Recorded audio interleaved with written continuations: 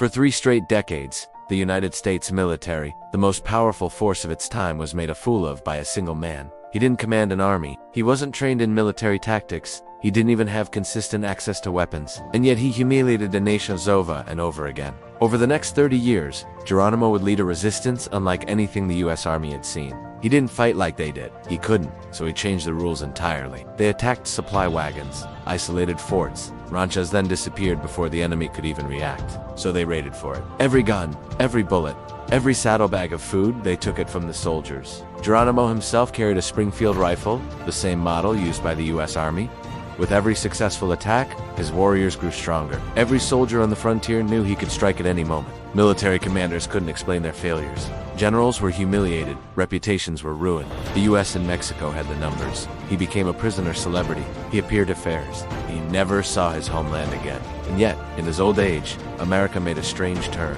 He became a public figure. He rode in President Theodore Roosevelt's inauguration parade, but the pain never left. On his deathbed in 1909, Geronimo told his nephew, "I should have never surrendered. I should have fought until I was the last man alive." But Geronimo had time, terrain, and terror on his side. But to his people, he was the last flame of resistance. Geronimo didn't win in the traditional sense, but for 30 years, he delayed the inevitable, showing that even a small, determined few can challenge an empire. Using the US-Mexico border as a shield, he didn't just survive, he forced the world to remember his name. And the soldiers knew it. Imagine the fear, knowing that losing a battle didn't just cost lives, it made your enemy more dangerous. Ambushes were his masterpiece. He'd pick tight, dangerous passes where soldiers had no room to maneuver on, then rain down bullets from above. One of his most brilliant moves, when American troops closed in, he'd flee to Mexico. When the Mexicans got too close, he'd flip it, crossing back into US territory. Mexico added 3,000 more. Apache scouts were hired, forts were built. Neither side could legally chase him without red tape and diplomacy. By the time the paperwork cleared, Geronimo was gone. His enemies called him by a name they would one day scream in fear. But before he was legend, he was Goyakla, a father, a husband, and a peaceful man.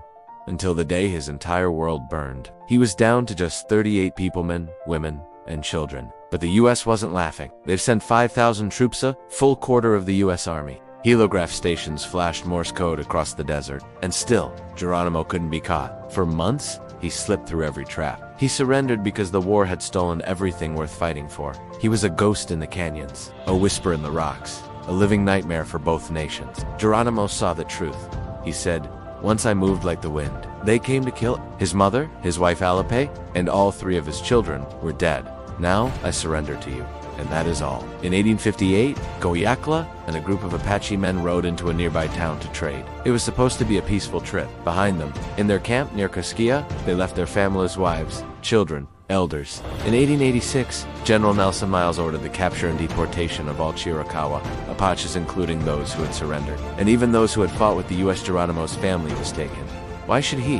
His warriors struck at night. His people were gone. Lieutenant Charles Gatewood, one of the few men Geronimo respected, came to deliver the message.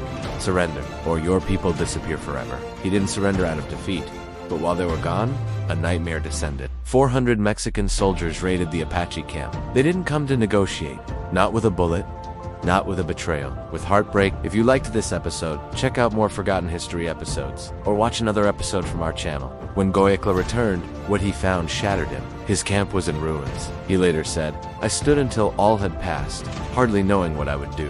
That night, he burned everything: his teepee, his mother's, even his children's toys. And with that fire, Goyakla died. Geronimo was born. He vowed vengeance not just on those who killed his family, but on the entire system that hunted his people. His genius was not in firepower, it was in terrain. The American Southwest, scorching deserts, twisted canyons, jagged mountains was deadly to most. But Geronimo knew every spring, every hiding place, every trail that vanished into the cliffs. Where soldiers collapsed from heat and thirst, Geronimo's band traveled 70 miles on foot, in a single, quiet light, and unstoppable. They lived off the land, moved without leaving a trace, and could disappear into the rocks faster than any cavalry could chase them.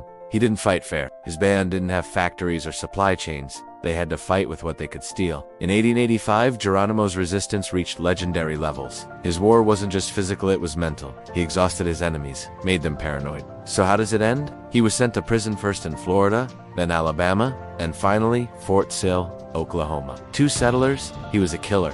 To the government, a thorn in their side. Thanks for watching.